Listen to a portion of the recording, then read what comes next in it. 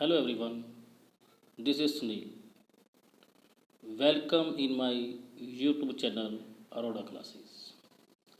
In this video, we will discuss third part of new economic policy privatization.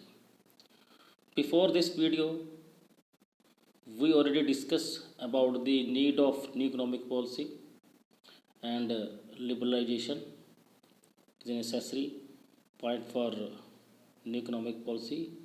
Now discuss second part, liberalization and privatization. First part we already discussed in the form of liberalization. Second part we will discuss privatization.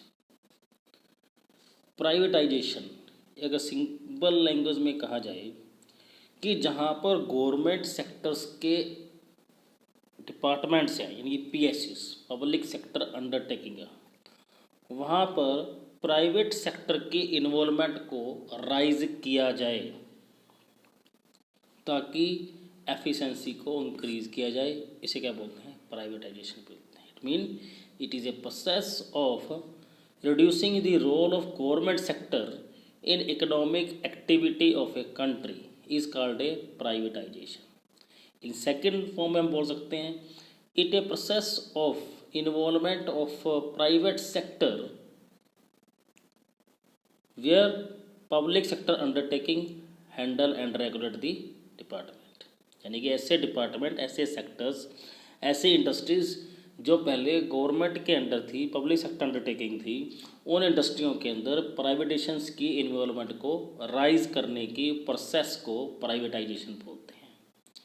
अब ये एक second phase of economic policy है। ऐसा क्यों हुआ कि public sector को day by day reduce किए जा रहा है, प्राइवेटाइजेशन को सेक्टर को बढ़ावा दिया जा रहा है? क्योंकि हमने अपने ड्रॉबैक्स को देखा। हमारी इंडस्ट्रीज ग्रो नहीं कर रही थी, हमारे PSUs हैं producing huge amount of losses.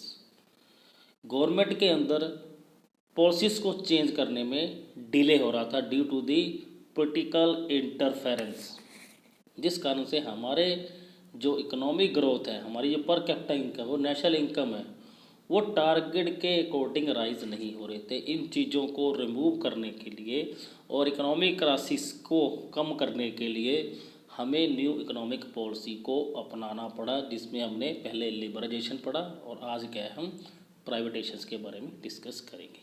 अब नीड क्यों हुई? नीड? क्योंकि हमें एफिशिएंसी को राइज करना था, हमने क्वालिटी को राइज करना था, हमें फॉरेन इन्वेस्टमेंट की ज़रूरत थी। इन चीज़ों को ध्यान में रखते हुए हमने पब्लिक सेक्टर अंडरटेकिंग को, शेयर्स को और फुल्ली कुछ डिपार्टमेंट को हमने सेल किया। इसके दो मेथड मैंने यहाँ बताए हुए हैं कि फर्स्ट मेथड है transfer of 100% ownership of public sector undertaking to private sector. Means कि 100% एक यूनिट है जो पहले पब्लिक सेक्टर अंडरटेकिंग था, उसको पूरे का पूरे यूनिट को प्राइवेट के अंडर कर दिया जाए। ये प्रोसेस पहले होती है डी नेशनलाइजेशन। जब इंदिरा गांधी थी तो उसने नेशनलाइज लेके आई थी 1969 के अंदर, जिसके अंदर 14 और 620 जो बैंक थे वो नेशनलाइज किए गए थे। अब उनको डी नेशनलाइज किया जा रहा है ताकि इनकी प्रोसेस को बढ़ाया जा सके, इनकी एफिशिएंसी को बढ़ाया जा सके, इंटरनेशनल लेबर पर ये कम्पीट कर सके और कस्टमर्स को टाइम पर सर्विस मिल सके। इसलिए क्या है, जब 100% ओनरशिप क्या है पब्लिक सेक्टर से एक प्राइवेट सेक्टर के हाथ में चली जाती है, उसे डी नेशनलाइज बोलते हैं। या फिर दूसरा तरीका है sale of part of equity of public sector to private sector, यानी कि कुछ हिस्सा है, शेयर है इक्विटी का, उसका क्या है प्राइवेट सेक्टर को सौंप दिया जाता है। उसे बोलते हैं डिस इन्वेस्टमेंट। जैसे मारुति उद्योग के अंदर गवर्नमेंट की पहले 74% इक्विटी थी, ओनरशिप थी, तो सारे डिसीजन क्या है गवर्नमेंट सेक्टर के अकॉर्डिंग ही चलते थे। अब उसे मित्सुबिशी कंपनी को सौंप दिया गया। अब 26% क्या ओनरशिप है सिर्फ गवर्नमेंट की, बाकी क्या है सारा प्राइवेट के अंडर करती है। इसे बोलते हैं disinvestment when government sell off a part of equity और public sector to private sector. ये दो तरीके हैं जिससे प्राइवेटाइजेशन लाया जा सकता है। नेक्स्ट टॉपिक बढ़ते हैं। नीड ऑफ प्राइवेटेशन, हमें क्यों नीड हुई इसकी, इसका मतलब क्या है कि हमें ऐसी क्या ज़रूरत पड़ गई कि हमें प्राइवेटेशंस को इम्पोर्टेंस देनी पड़ी। पहला हमें क्या था, to raise competition and modernisation. सबसे पहले हमें ज़रूरत किसकी थी, हमारे देश के अंदर हमने मोर प्रोटेक्टिव इन्वायरमेंट प्रोवाइड कराया हमने डोमेस्टिक इंडस्ट्रीज़ को, और जो फॉरेन से आने वाली इंडस्ट्रीज उसके ऊपर हमने फेरा लगा रखा था, फॉरेन एक्सचेंज और रेगुलेटरी एक्ट लगा दिया था ताकि वो हमारी डोमेस्टिक इंडस्ट्री को फेल ना कर दे, हमारी इंडस्ट्री पर कब्जा ना कर ले। तो जिस कारण से मोर प्रोटेक्टिव इन्वायरमेंट प्रोवाइड करवाने से हमारी इंडस्ट्रीज़ की परफॉर्मेंस डाउन हो गई, इकोनॉमिक ग्रोथ अपनी लेवल से नीचे आती जा रही थी, जिस कारण से इकोनॉमिक क्राइसिस की स्थिति पैदा हो गई थी। तो हमें इन्वायरमेंट के अकॉर्डिंग चेंज होने की ज़रूरत थी, तो हमें कम्पिटिटिव इन्वायरमेंट देने की ज़रूरत थी। तो कम्पिटिटिव इन्वायरमेंट तब दिया जाएगा जब एक कंपनी का दूसरी कंपनी के साथ कंपटीशन होगा। जब कंपटीशन होगा तो कंपनी अपने आप क्या करेगी, कॉस्ट ऑफ प्रोडक्शन को रिड्यूस करने के लिए मॉडर्नाइजेशन करेगी। तो पहला हम जो पॉइंट है वो क्या, to raise competition and modernisation. PSUs के अंदर कंपटीशन को राइज करने के लिए और modernisation, modern equipments, modern technique को हायर करने के लिए हमने इन सेक्टर को प्राइवेटाइजेशन करने की ज़रूरत थी। दूसरा, to raise the consumer sovereignty. Consumer means कि जो कंज्यूमर डिमांड करता है उसको उसके अकॉर्डिंग गुड्स मिल रही हैं या नहीं मिल रही हैं। अगर एग्जांपल नहीं तो 1981 के बाद अगर व्हीकल्स की बात करते हैं, एक फिएट थी, एक एम्बेसडर थी, लोगों के पास ज़्यादा क्या है अल्टरनेटिव नहीं थे। इट्स मीन जो कंज्यूमर डिमांड करता था उसके अकॉर्डिंग उसको क्वालिटी नहीं मिल रही थी, उसको प्राइस ज़्यादा पे करना पड़ता था। तो हमें इस चीज़ को ख़त्म करने के लिए हमें कंज्यूमर सॉवरिटी जैसे प्रोडक्ट उसकी डिमांड को पूरा करने के लिए लेके आना पड़ा। कंज्यूमर सॉवरिटी मीन्स कि जो कंज्यूमर डिमांड करता है वो गुड्स मार्केट में आए, जिससे क्या होगा, प्रोडक्टिविटी बढ़ेगी, कंपटीशन बढ़ेगा, क्वालिटी प्रोडक्ट आएंगे और मार्केट प्रॉफिटेबल हो जाएगी। ठीक है ना। कंज्यूमर सॉवरिटी को रेज करने के लिए हमने प्राइवेटाइजेशन को इम्पोर्टेंस दी, क्योंकि प्राइवेटाइजेशन सेल्फ मोटिव के लिए काम करेंगे। सेल्फ मोटिव के लिए वो मोर प्रॉफिट अर्न करने का प्रयास करेंगे। मोर प्रॉफिट अर्न तभी किया जा सकता है जब कॉस्ट ऑफ प्रोडक्शन कम होगी और प्रोडक्ट क्या है, क्वालिटेबल होगा। ठीक है जी। सेकेंड है, due to failure public sector. जितने भी हमारे PSU थे, पब्लिक सेक्टर दिए थे, वो day by day produce huge amount of losses, जिसका हमारी GDP पर असर पड़ रहा था, हमारी पर कैपिटा नेशनल इनकम पर असर पड़ रहा था, गवर्नमेंट के अननेसेसरी एक्सपेंडिचर हो रहे थे। तो इन चीज़ों को रिड्यूस करने के लिए हमने जो प्राइवेटाइजेशन को अडॉप्ट किया। To raise efficiency. अब एफिशिएंसी कहाँ से रेज होगी, जब प्राइवेटाइजेशन आएगा, क्योंकि वो सेल्फ मोटिवली काम करेगा। जब एफिशिएंसी राइज होगी तो अपने आप ही क्या है, GDP and national income rise होंगे। इन सभी उद्देश्यों को सामने रखते हुए हमने प्राइवेटाइजेशन को इम्पोर्टेंस दी। Policy of Maharatnas, Navratnas and mini रत्नस।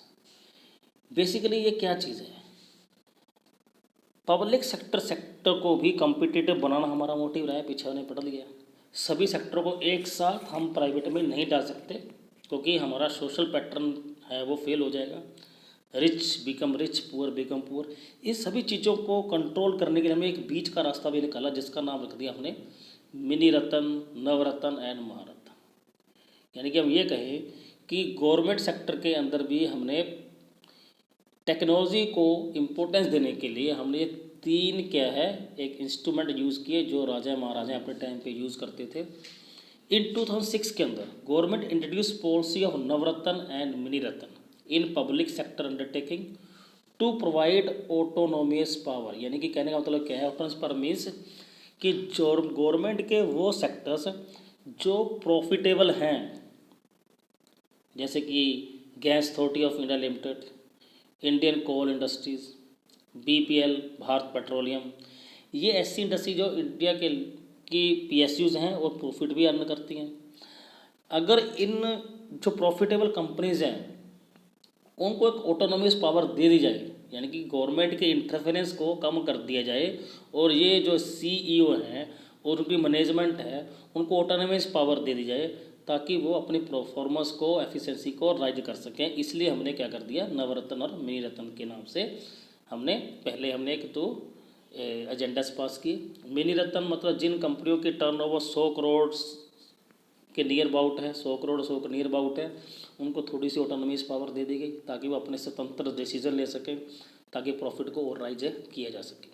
नवरत्न जिन कंपनियों की टर्नओवर 1000 करोड़ के नियर अबाउट हो, जहाँ 1000 हो, उन कंपनियों को नवरत्न दिया गया। मिनी रत्न से इनको ज़्यादा ऑटोनॉमस पावर मिलती है।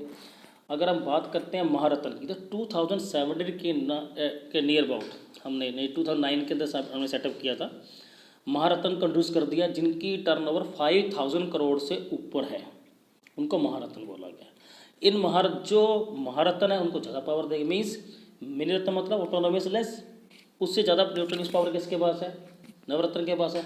नवरत्न से भी ज़्यादा पावर किसके पास है? महारत्न के पास। यानी कि टोटली गवर्नमेंट से अप्रूवल लेने की ज़रूरत नहीं है महारत्न को, वो अपनी इच्छा से शक्ति से काम कर सकती है ताकि प्रॉफिट को वो राइज कर सके। अकॉर्डिंग टू 2017, अगर पहले की बात करें तो बहुत सारी इंडस्ट्री हमारी प्रोड्यूस कर रही थी लॉसेस। जैसे ये कंसेप्ट हमारे सामने आया तो बहुत सारी इंडस्ट्रीज़ ने प्रॉफिट कमाना शुरू कर दिया। उनको लगा कि प्राइवेटेशन में जाएगा, अगर प्राइवेटेशन से बचना है तो हमें एफिशिएंसी को राइज करना पड़ेगा। तो गवर्नमेंट ने जैसे इनको ऑटोनॉमस पावर दी, इनकी परफॉर्मेंस राइज होना शुरू हो गई। मीन्स इंटरफेरेंस कम हुई, इंटरफेरेंस कम होने से इनकी परफॉर्मेंस राइज हुई। अगर 2017 के स्टेटस को देखें तो हमारे पास 8 महारत्न हैं, 60 नवरत्न हैं और 71 के हैं मिनी रत्न हैं। अब इन के नेम्स कौन कौन से हैं? जैसे कि ये यहाँ दिया, Bharat electronics limited, Bharat petrol corporation limited, Hindustan aeronautic limited, Hindustan petroleum corporation limited, Mahanagar telephone Nigam limited, national aluminium companies, national minerals development corporation, Neyveli lignite corporation limited, all India limited, power finance corporation limited, power grid corporation of India limited, Rashtriya Ispat Nigam, rural इलेक्ट्रिफिकेशंस। ये सारी चीज़ें क्या हैं जो महारत्न और नवरत्न हैं, जो huge amount of profit क्या है अर्न कर रही हैं। बट अगर हम 2020 की बात करते हैं तो मोदी गवर्नमेंट ने इनमें से भी बहुत सारे सेक्टर्स को प्राइवेट में शामिल करने के लिए यस कर दिया, वो पास हो चुका है। तो मीन्स कहने का मतलब क्या है, गवर्नमेंट डे बाय डे प्राइवेटेशंस को इम्पोर्टेंस दे रही है ताकि जीडीपी को राइज करना हमारे लिए सबसे ज़्यादा ज़रूरी है, ताकि national income per capita income बढ़ाई जा सके। अब ये कंसेप्ट सही है या गलत है वो तो बात की बातें हैं, जब गवर्नमेंट अपनी परफॉर्मेंस को सर्टिफाइड करेगी। Now government also raising the involvement of private sector in these areas. Let's take merit and demerits of privatisation. देखो मेरिट्स भी हैं इसके, डीमेरिट भी हैं। मेरिट एंड डीमेरिट, पहले हम मेरिट की डिस्कस करते हैं। It creates efficiency in both private and public sector. सबसे ज़्यादा जो फ़ायदा हमें नई इकोनॉमिक पॉलिसी का हुआ, प्राइवेटेशंस के अंदर तो एफिशिएंसी राइज हुई, वो तो पहले भी थी क्योंकि गवर्नमेंट ने इसको ढीला छोड़ दिया था। और इसके साथ साथ गवर्नमेंट ने पब्लिक सेक्टर को भी ऑटोनॉमीज दी through the mini Ratna, Navratna and Maharatna.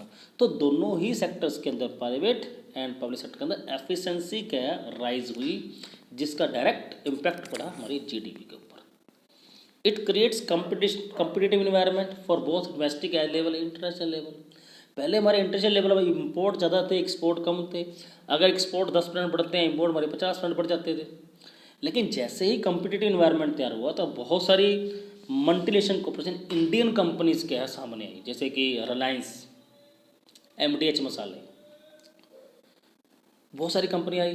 तो कॉम्पिटिटिव इन्वायरमेंट से क्या हुआ, हमारा डोमेस्टिक और इंटरनेशनल लेवल पर जो फेथ है, परफॉर्मेंस है, वो राइज हुई, जिस कारण से हमारे एक्सपोर्ट तेज़ी से बढ़े। पहले जो इंडिया एक रॉ मटेरियल का एक्सपोर्टर था, आज वो फिनिशिंग गुड्स का एक्सपोर्टर भी है, वो इलेक्ट्रॉनिक्स का भी एक्सपोर्टर है, वो टेक्सटाइल का भी एक्सपोर्टर है, वो डायमंड का भी एक्सपोर्टर्स है, ज्वेलरीज फिनिशिंग का भी एक्सपोर्टर है। मीन्स हमारी इंटरनेशनल लेवल पर भागीदारी, हिस्सेदारी बढ़ी, जो कि 1991 से पहले 0.8% थी, वो बढ़कर क्या है 2.21% हो गई। यानी कि शेयर ऑफ ग्लोबल मार्केट के अंदर हमारा बढ़ा due to the competition. Competition induce upgradation and modernisation which are essential condition of growth and development. किसी भी देश की कंडीशन ऑफ ग्रोथ और डेवलपमेंट है वो इस चीज़ पर डिपेंड करती है कि आप अपने आप को कैसे अपग्रेड कर रहे हो, आप कितनी मॉडर्न टेक्निक को इंट्रोड्यूस कर रहे हो प्रोडक्शन के लिए। अगर ये चीज़ें नहीं आएंगी तो आपके प्रोडक्ट की डिमांड नहीं होगी। तो इसलिए कंपटीशन राइज हुआ, कंपटीशन राइज से अपग्रेडेशन हुई, मॉडर्नाइजेशन हुआ, जिस कारण से हमारी ग्रोथ और डेवलपमेंट राइज हुई। To promote diversification of product and attract MNCs. अब देखो कंपटीशन बढ़ गया। कंपटीशन से क्या एक ही यूनिट से काम नहीं चलेगा, हमें एक ही यूनिट के अंदर मल्टीपर्पज यूनिट सेटअप करनी पड़ेगी। तो हमने क्या किया, डाइवर्सिफिकेशन किया प्राइवेट सेक्टर के अंदर, सेकेंडरी सेक्टर के अंदर and specially in the service sector के अंदर। इसके लिए हमें पैसे की जरूरत थी, तो हमने क्या किया, प्राइवेटाइजेशन के थ्रू हमने मल्टीनेशनल कॉरपोरेशंस हैं उनको अट्रैक्ट करना शुरू कर दिया कि आओ हमारे देश के अंदर इन्वेस्टमेंट करो, हम आपको ये फ़ायदा देंगे। इसलिए हमने स्पेशल इकोनॉमिक जोन ओपन किए थे ताकि जो मल्टीनेशनल कंपनीज़ हैं और इंडियन कंपनी जो एक्सपोर्ट प्रमोशन में पार्टिसिपेट करना चाहती हैं उनके लिए हमने क्या स्पेशल इकोनॉमिक जोन ओपन किए। It's promote consumer surveillance for better quality of production. आज इंडिया के पास, इंडियन कंज्यूमर के पास लॉट ऑफ अल्टरनेटिव्स हैं। मीन्स एक ही प्रोडक्ट के डिफरेंट एंड ब्रांड्स हैं, चाहे वो फ्रांस का हो, चाहे यूएसए का हो, चाहे इंग्लैंड का हो। जैसे टेलीकम्युनिकेशंस के अंदर आईटी एंड वोडाफोन है, रिलायंस है, एयरटेल है जो पूरे अफ्रीका के अंदर क्या एक अंबार इनकम, बम्पर इनकम क्या अर्न कर रहा है। तो मतलब कहने का मतलब कि वाह, एमएनसी सिर्फ बाहर से नहीं आई, हमारे देश के अंदर भी एमएनसीज क्या है तेज़ी से राइज हुई, जिसका हमें बेनिफिट हुआ, हमारी इकोनॉमिक ग्रोथ तेज़ी से बढ़ी। आज हम वर्ल्ड की लार्जेस्ट इकोनॉमी के अंदर आते हैं, लार्जेस्ट 4 इकोनॉमी के अंदर आते हैं। हमारे बिना कोई कंपनी जल्दी से डेवलप नहीं कर सकती क्योंकि हम सबसे बड़े कंज्यूमर भी हैं। डीमेरिट देखो, जहाँ पर बेनिफिट होता है वहाँ पर कुछ लॉसेस भी होते हैं, लेकिन आई थिंक लॉसेस इतने ज़्यादा नहीं हैं जितने ज़्यादा बेनिफिट हुआ। It had replace social interest with social self interest. कहते हैं कि सबसे बड़ा जो लॉस हुआ वो क्या हुआ कि पहले हम सोशल इंटरेस्ट से काम करते थे, means rich and poor person दोनों की क्वालिटी के लिए, दोनों को ही गुड्स प्रोवाइड कराने के लिए काम करते थे। लेकिन यहाँ पर सेल्फ इंटरेस्ट आ गया, हमने क्या किया, सोशल पैटर्न को छोड़ दिया, वो गवर्नमेंट के हिस्से में आ गया। 10% जो 20% है वो अपना सोशल इंटरेस्ट का काम करेंगे, बाकी चीज़ें जब क्या आ गई प्राइवेटेशन आ गई तो प्राइवेटेशन के अंदर सेल्फ इंटरेस्ट क्रिएट होगा। तो replace social interest replaced with self interest. Self interest आया तो प्रॉफिट राइज हुआ। क्यों हुआ? क्योंकि कॉस्ट ऑफ प्रोडक्शन कम हुई, मॉडर्न टेक्नोलॉजी अपग्रेडेशन हुई, हमें जिस और फ्लॉस हुआ, rich become a rich, poor become a poor. ये सबसे बड़ा ड्रॉबैक हुआ कि रिच और पुअर के बीच में एक बहुत बड़ी खाई पैदा होना शुरू हो गई। रिच बहुत तेज़ी से रिच हुए, पुअर बहुत तेज़ी से पुअर हुए। अगर हम ग्रीन रेवोल्यूशन की भी बात करें वहाँ पर भी यही था, एक रिच फार्मर कैटेगरी बन गई, एक क्या पुअर कैटेगरी फार्मर बन गई। तो ये चीज़ें तो आती हैं।